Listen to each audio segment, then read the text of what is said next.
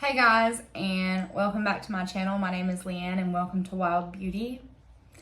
This is the first episode of this series that I thought of. I got a hair in my mouth. It's been rolling around in my noggin for a while, and I don't know why I've been super apprehensive to do it. I've just kind of been correlating how to approach it, but we're just gonna rough draft it and try it out. Maybe you'll like it, maybe you won't. So for my first episode of this series, we're going to be talking about something that I own, that I'm really passionate about. I actually have 3 of them in a 75-gallon tank, more towards a 100-gallon tank because most people don't fill it up to the rim. And that's axolotls. I have 3 female axolotls. Virgo, who is around 7 years old, I think, 7 or 8. I have Gemini, who's around the same age, but I've only had her for about 4 years. And Aries is my newest one, and she was a rescue type situation. The pet store just really wasn't taking that good of care of her and had her with adults. So she was missing some limbs and her tail and was starving in the tank. So we're going to be talking about axolotls today, and my whole goal with this series of Wild Beauty is to do my makeup and also talk about animals and conservation. This isn't necessarily about care and maintenance. I'm not going to go into the axolotl care or maintenance in depth, but I do want to talk about who founded them and go into the biology aspect and why it's important for conservation efforts for this critically endangered species. As of right now, there is only one place in the world where they live naturally, and it is in Mexico, and it's Lake Zo. Not going to even pronounce it without something else pronouncing it, because I'm not going to attempt it because it's hard. So I'm just going to be talking about more of the zoology behind axolotls, I guess, is a good explanation about it.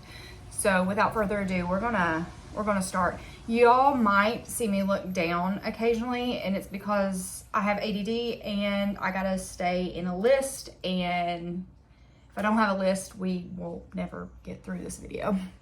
So I guess we have a special guest today for our video. Hi, Esme.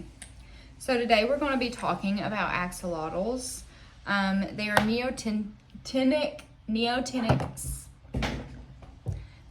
salamanders, which means they do not go through full metamorphosis. They stay in their larval stage for the duration of their life because they lack a thyroid hormone that prohibits them from completing the life cycle. So other neotenic amphibians, you might know what sirens are, and nectaroos. I know what sirens are. I've been wanting to also get some sirens, but I need a bigger house and I need a bigger tank. But anyway, they lost their ability to go into the full adult stage. However, some people that breed axolotls do introduce those hormones to push them through metamorphosis, but there can be like some side effects, and also most captive breeders don't do that because we all like our axolotls as is, but it's because of a thyroxine hormone. So the first axolotls were sent to Paris in 1864, which was like 160 something years ago. We're not going to do that. And they were live specimens, and they were used to prove a point in something that I read. We're not going to dive into that, but they were first shipped to Paris in 1864. Axolotls are closely related to tiger salamanders. So for those breeders that push metamorphosis on them, they tend to look a lot like tiger salamanders with longer toes. That poses an issue. I'm just going to side note it. It poses an issue when breeders like to rip off people. I'm in a lot of groups for axolotls, and there's a lot of people with a lot of warnings, because some people will sell you tiger salamanders for an axolotl price, because axolotls in the pet trade, pet industry can get quite pricey, and also some states don't allow you to have axolotls. It's just what it is. Like, I think Oregon and Washington, they're illegal to own as pets. Oh, I also forgot to say, everything I'm using today pretty much is drugstore brand, except for a couple items, and I'll link them below. Axolotls got their name from the Aztec god of fire and lightning, who transformed himself into an axolotl to avoid the other gods. So that's how they got the name, and they are only found naturally in Mexico. It was 2 lakes up until like recently. I don't really remember the date, but there was 2 lakes, Lake Xochimilco and Lake Chalco. I told y'all I can't pronounce stuff. I wish I could, but I cannot. I am so sorry. So I'm just gonna say Lake XO is the only remaining one, and habitat loss, water pollution is greatly threatening. Also, the introduction to invasive species into the waterways, such as tilapia and Asian carp, is very detrimental on the axolotl population, as those fish are eating their young and their eggs. And also, you can't have fish with axolotls in tanks because they tend to eat the gills and then they suffocate to death, and killing off those invasive species that have been introduced where they don't belong and are taking over. Lake Chalco no longer exists because it was drained a long time ago. And what this means for the population of wild axolotls is there's low genetic diversity, which can also imply that there's going to be a lot of inbreeding, because there's not those 2 differing populations. Axolotls almost became extinct here recently, back like near 2020, and then they got put on the red list of critically endangered, at risk of extinction. So it is a very big deal when you think about how small the population is already, and the risk of inbreeding bad genes, disease, and stuff like that, because amphibians are impacted by a fungal parasite anyway. So on top of pollution of Mexico, there's a lot of issues regarding that lake. Aside from the axolotls experiencing low genetic diversity, we'll just talk about the lake that they are in. The lake doesn't go above 68 degrees in the summer, and it can get as low as 45 degrees Fahrenheit in the winter. So a lot of axolotl owners will tell you, you've got to keep your tanks cold. Mine sits at around 55 degrees all year. I have found that 55 to 62 degrees is optimal for my axolotls. Sorry, I got a Charlie horse. They pretty much thrive in there. I know a lot of people that would disagree, but I've had my axolotls a long time, did a lot of research, and I like to keep their tank anywhere from 55 degrees to 62. No higher, no lower.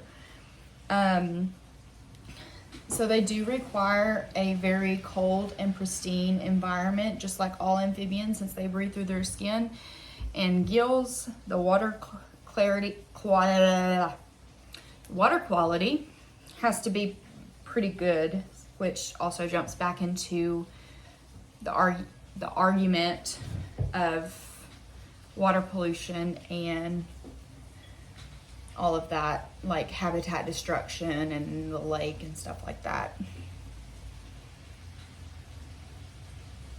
You know what I absolutely despise is my phone is saying I have no storage, but I have nothing on it. Okay. Okay. Whatever. I don't like technology. Anyway, you may be asking yourself, well, what are they doing to help the population since there's low genetic diversity and consequently inbreeding going on, and also with the invasive species, they're not foraging and they're going into a different type of behavior because they're trying to hide all the time rather than being the only predator. So scientists, conservationists, biologists, zoologists, those people are actually breeding captive bred axolotls, producing young, and they've been doing test trials in those types of conditions to see if they can adapt, and that has been proven true. And so they've been either introducing them into another ecosystem that they've been thriving in, or they've been adding to the population of this particular lake in Mexico to add some genetic diversity back into the populations. Also, I'm sure that they're trying to get rid of all those fish that aren't supposed to be there. Stop bringing in things that aren't supposed to be there. Like Bradford pears down here in the south right now. They're nasty. We don't want them. We don't want them. We don't want them. But that's another talk for another day. Have y'all seen that Lowe's is selling invasive praying mantises and poached ladybugs? Have y'all seen that? Because that's insane. Insane. Why y'all selling mantises in the first place? Like, just attract them in your backyard. You can do that fairly easy. Well, anyway, they've been doing that. And, I mean, honestly, it sounds difficult, but I feel like when you're reintroducing a species, I feel like reptiles and amphibians are the easier to reintroduce, but I could be totally wrong. Like, I could see where it's difficult, especially like if you are making pristine water conditions and then you're entering them into a wild area with different microorganisms in the water than what you've made in labs and such like that. So yeah, it did say that they're having like moderate success with that type of strategy. But I mean, what else you gonna do? That's really the only option. Unless you drain the lake and take all those axolotls. So earlier I said that axolotls are closely related to tiger salamanders. And I've noticed a lot of people get ripped off in the captive breeding pet trade with tiger salamanders and axolotls, and there are differences with the two that you can spot on when they are in a larval stage, especially if your axolotl just starts shedding its scales.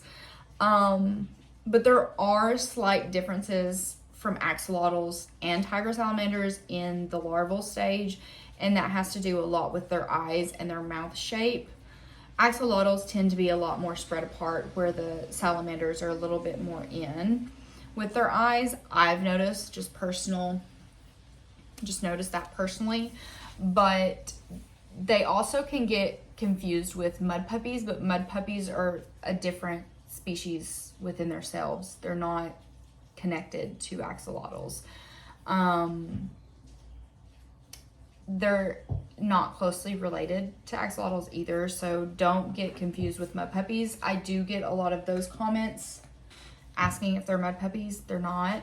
That's a different family down the line. They're not even remotely related to them. They're, just keep in mind that they're closely related to tiger salad. Like, they're their first cousins.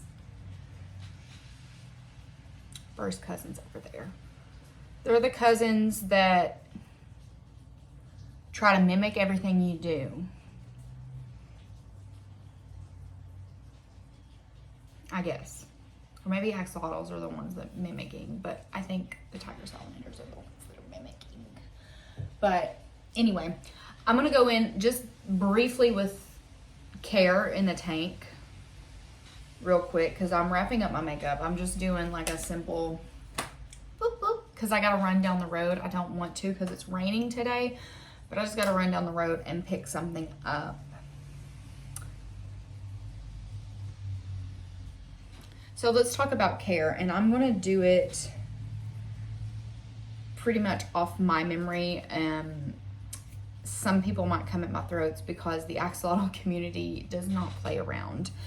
I am very laid back with my axolotls. I've had them for 8 years. I have a system that works. They've never had any issues with their gills, skin, nothing like that. But I don't have a chiller. I don't clean their tank often. A lot of people clean their axolotl tanks 70% down once a week. I don't do that. I don't even know the last time I cleaned that tank, to be honest with you. I used to have it hooked up to a filter, a canister filter that pumped 200 gallons an hour. So my tank was very, very, very well cleaned. I think I cleaned it like 3 weeks ago, so it is due for a cleaning now. But I had that canister filter on, and I got to where I would test the water once a week to see if I needed a change. And now I just have a system when I know it needs to be cleaned, like the water needs to be completely drained and cleaned. But I mentioned that the water does have to stay really, really cold. So if you're a person that doesn't like your house being cold all the time, you're probably going to have to invest in a chiller, which can run, I think the last time I checked was $200 to $700. The initial setup cost to house 3 axolotls, you're looking at about $1,000 to $2,000, just because nice little setups aren't cheap. And I treated myself to an early Christmas present this year and bought a whole new setup from my corner tank to a bigger tank because I had 3 and 55 gallons, and it needs to be 1 per 20 gallons or 1 per 20, 25, 30 gallons. I would say 30 gallons because some of them can get pretty big. Like my female Virgo, who's a melanistic axolotl, she's completely black. She's about that big. Jimmy is about this big, and she is a Lewistic or a Dirty Lucy. And then Aries is a xanthic, which is a dark gray with spots. And she hasn't really grown that much. She's about this big, and she's 2 years old. So I don't know what's going on there. She may just be a small axie. They do like really clean water. They eat earthworms. I feed mine a night crawler every other day to every other 3 days. Of course, Aries gets a little bit more because she's a baby. But they don't require a lot of feeding, just like a lot of amphibians and reptiles. Like I said, someone could probably come to my throat, but my axolotls are kind of fat. But their diet primarily does consist of earthworms, mollusks, small fish, bugs. I mean, not like crickets and stuff, but maybe like a dragonfly, like in the wild, if one gets it when it lands on the water. But they shouldn't be fed fish food or anything like that. What I do is mine get a night crawler, 1 night crawler to 2 night crawlers. Virgo gets about 2 because she's a very, very large, chunky girl. And I did breed her once and was very unsuccessful. It's very difficult to breed amphibians. But she a thick girl. But she gets about 2 earthworms, night crawlers, every other day to every 3 days. Don't need to feed them anything else. Don't need to feed them anything more. A lot of people feed them like these treats and stuff. Mine have never liked quote unquote axolotl food. They just like their earthworms and shrimp, brine shrimp. And that's what I be feeding mine. The last thing that I want to touch base on here is their model organism type things like cancer research, heart research, regenerative research. Axolotls are able to regenerate any part of their body and certain parts of their brain that aren't, like for vital functioning. So for instance, Virgo, bad pet owner here, but it really happened in a blink of an eye. My cat just chewed her tail off while I was cleaning a tank. That sounds so horrible. It's not happened it hasn't happened since, and that's been like 6 years ago. Completely regenerated, didn't even bleed. Another thing people do with axolotls is they kind of morph colors together. They like cut like a white one in half and a black one in half and mold it. I don't know how they do it. I don't want to do it. I don't really like that practice. I think that that's really inhumane. I don't see the need for that. But they do use them for research in scientific studies, which is so cool because they can see how the heart regenerates and they can see the like chemical compounds and stuff like that, which I think is beneficial, especially for heart patients if they can't get transplants. I think it would be so cool for them to like target, but at the same time, should humans be doing that? Like, is that actually a good idea? But what happens is the immune response in the axolotl is decreased. So it has a lot to do with like the nerves and stuff like that too. But we're not going to dive into it that deep because I feel like that would go over a lot of people's heads. And I really don't want to go over y'all's heads, but the thing to like take from this is if they go extinct, the only way to study them anymore is by captive breeding, and that will be the extent of their life if people stop captive breeding axolotls and stuff like that, or if the government is like, no, we can't have these animals anymore. Super detrimental for a lot of reasons. And I think that that kind of brings us to the end of this video. I just kind of want to cover like the gist of it. Another thing that's really cool is the Pokemon Rooper is molded after axolotls, so that's really cool. A lot of the Pokemons that you see are influenced by animals, so that's really cool. That's really cool, you know? Another game that y'all might know, and what I get a lot of, is Minecraft. They added the species to Minecraft in 2020 because Mojang Studios wanted to bring awareness to critically endangered species, which is so cool. Thank you for that. Minecraft, I mean, who don't like Minecraft? Right, say? Right, say?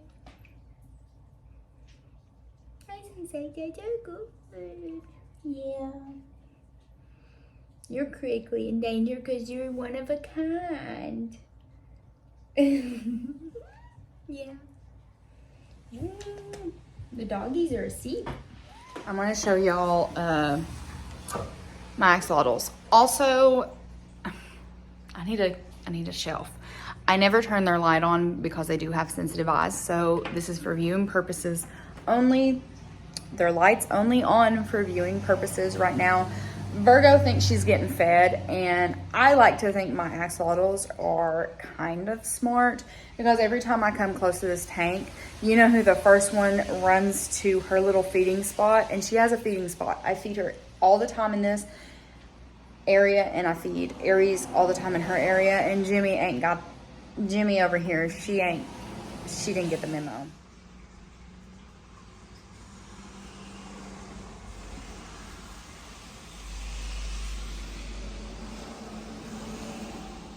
Also in 2021, an artist,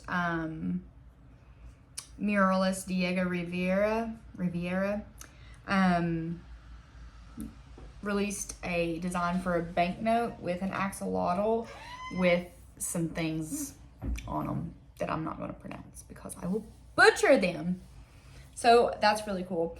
I wanted to make just like a small video to start out. I think if this isn't on Tuesday, maybe we'll make Wild Wednesdays, maybe, if that sounds good. I just want to know y'all's thoughts in the comments below. And sorry if this was like so scattered and everywhere. But hey, it's me. I'm scattered and I'm everywhere. I made a list. So like I said, if I was looking down, it was because I was looking at my list to make sure we hit some bullet points. If you have any questions, concerns, comments, leave them below. Let me know which animal that I should cover next. There was a deer that I wanted to cover that's in Vietnam that is rare, but I'm having like conflictions with like what I've been reading about it, because it says, I think it was like critically endangered. It's on the endangered list, but there's so few sightings of it because it's such an elusive species too, and it was just recently discovered. I think it was in Laos, so I'm not sure. So just let me know in the comments. And I forgot completely what I was going to say after that. So I guess I'll see y'all soon. Have a great day. Everything's in the comment. Everything was pretty much drugstore besides 2 things. So see ya. Bye.